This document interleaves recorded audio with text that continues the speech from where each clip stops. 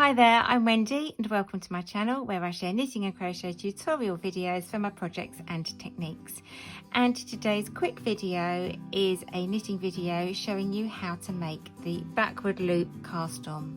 Now this isn't a method that I tend to use a lot because it creates a very soft and floppy fluid edge, but it is useful when you're working top down jumpers as a cast on method to use under the arms, and it can sometimes be used in lace knitting when you're making shawls and scarves.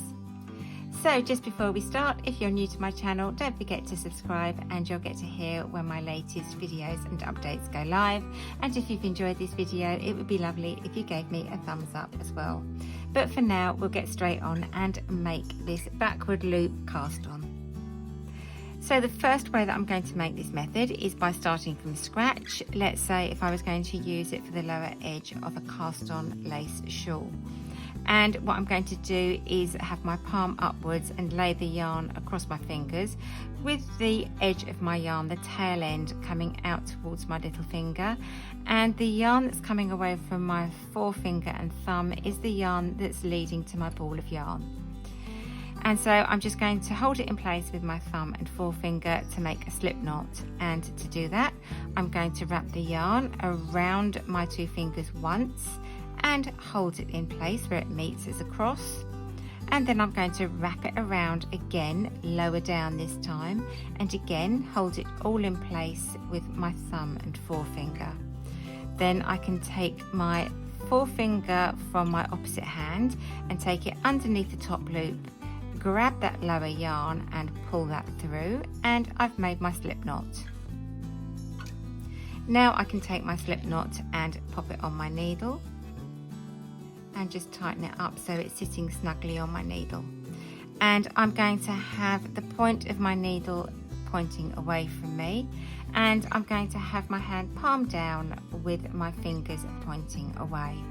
And then what I'm going to do is I'm going to be holding the yarn between the thumb and the forefinger here like a little set of pincers, and I'm going to pop my elbow out and turn my hand in towards me, and then with my hand turned in towards me I'm going to pick up that yarn and take my hand back to its natural position, and that will have created a loop, and the upper thread is coming across the top of the loop as you can see here. And then I just pop that loop on my needle and I call it snugging it up. Just pull it, not so it's too tight or too loose, but just have it sitting there on my needle. And then I'm going to do the same thing again. My hand is going outwards, my fingers are pointing away. I'm going to use my thumb and my forefinger to make that loop. And I'm going to just pop my elbow out and turn my hand in towards me, pick up the yarn, put my hand back into its natural position, and I've created a loop. And that is all there is to working the backward loop method.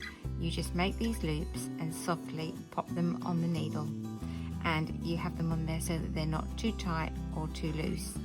But it doesn't create a particularly stable edge, and it's a very soft edge. So as I said, it's not suitable for using as a cast on edge for garments, but it is useful for the underarm areas on top down jumpers. Now when you're in a situation where you get to the end of a row on a piece of knitting and you need to add on some extra stitches, let's say like the underarm point on a top down jumper, the backward loop form of casting on is perfect because it's really easy and it just works in that scenario.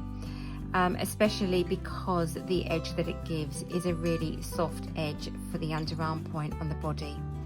So again, I'm just going to use the same method as before and just add it on to the end of my knitting. So I'm going to have my hand out with my fingertips pointing away and my palm down, and I'm going to be picking the yarn up between my thumb and my forefinger. So I'm going to just turn my elbow out and bring my fingers coming in pointing towards my rib cage, and at that point I'm going to pick up the yarn with my thumb and my forefinger, and as I turn my hand back to its natural position you can see I've created this loop that I can just then add on to the end of my knitting. So I'll do that again. My hand is pointing outwards. I'm going to use my thumb and my forefinger as a little claw, as a little like lobster claw pincer, and I'm just going to pop my elbow out and bring my fingers in towards my rib cage, grab that yarn between my thumb and my forefinger, turn my hand back out again, and it's automatically created a loop that I can just slip onto my needles. And as I said before, you don't want that loop to be really tight and you don't want it to be too loose, so I just have it on there snugly. So once more, my fingers are pointing outwards, I have my thumb and my forefinger, my elbow goes out and my fingers come in towards my rib cage, and I can grab the yarn and then turn my hand back, and I've created that loop that when I turn my work I can then just knit into. And then from that point I can either turn my work and carry on working back up the other way, or I can just carry on knitting if I'm in the round to continue with the other side of the body on my work. So as always, thanks for joining me, and I hope you found this video useful. But just remember that this isn't a method that I usually use for knitted garments, but it is a method that's useful for casting on those stitches under the arms on top-down jumpers. So for now, happy knitting, and I look forward to seeing you soon. Bye!